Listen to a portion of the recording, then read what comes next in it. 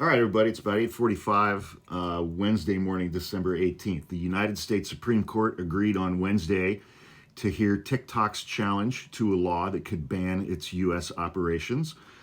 And they put the case on an exceptionally fast track. They have set aside, they've scheduled oral arguments in a special session for January 10th. Now,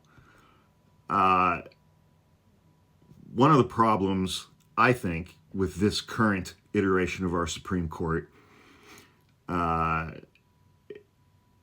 is there's nothing about this court and its decisions that are predictable.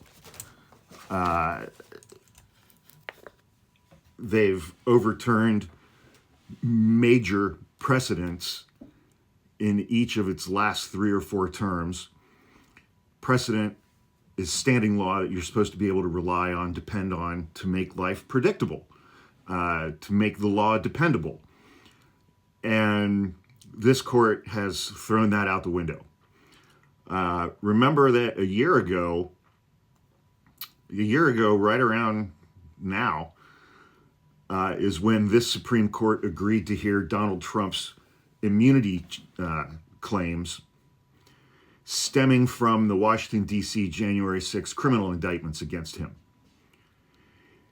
And with an issue that important, they caused a 7-month delay in that case, and they didn't schedule oral arguments for several months, needlessly.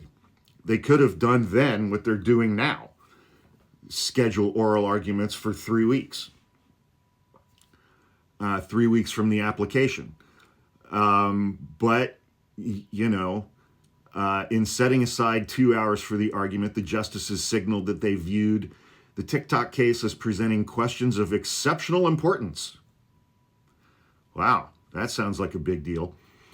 The move came only 2 days after TikTok and its Chinese parent company filed an emergency application. So, today's Wednesday.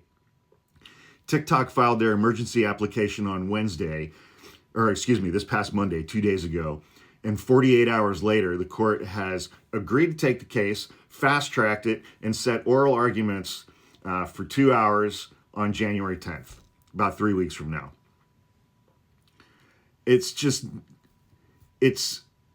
The court did not ask the government to respond to the application, instead treating it as a petition seeking review and granting that review and putting it on a fast-track schedule.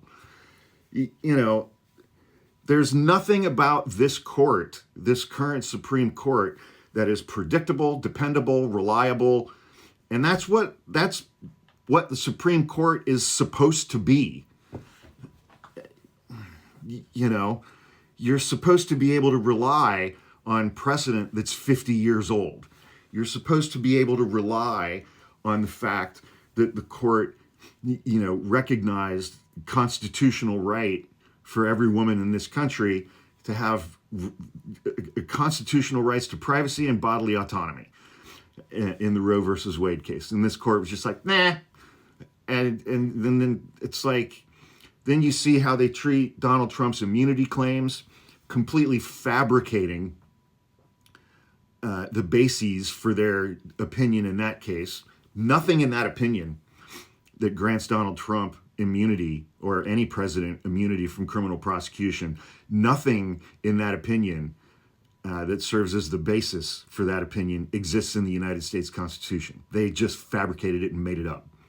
That's not dependable, predictable, or reliable. And, now we've got this TikTok case where in 2 days they get the application, they grant the application, they fast track it, and they set it for oral arguments on January 10th. People who are smarter than me, I'm sure, with more experience with the Supreme Court than me, will no doubt opine as to what that set of circumstances means as it relates to a final decision. But, Donald Trump has communicated publicly that he doesn't want TikTok to go away. He has options in that regard as the incoming president. But, he basically owns this current Supreme Court, the 6 conservatives on that court. So maybe they'll bail him out and make the decision for him to keep TikTok. Who knows, man? I mean, at this point, TikTok is so abusive to the people who use its app that part of me hope it just gets obliterated. But, I mean, I guess the good thing is it's like we only got to wait 3 weeks until oral arguments, and then we'll see how long it takes them to issue a decision.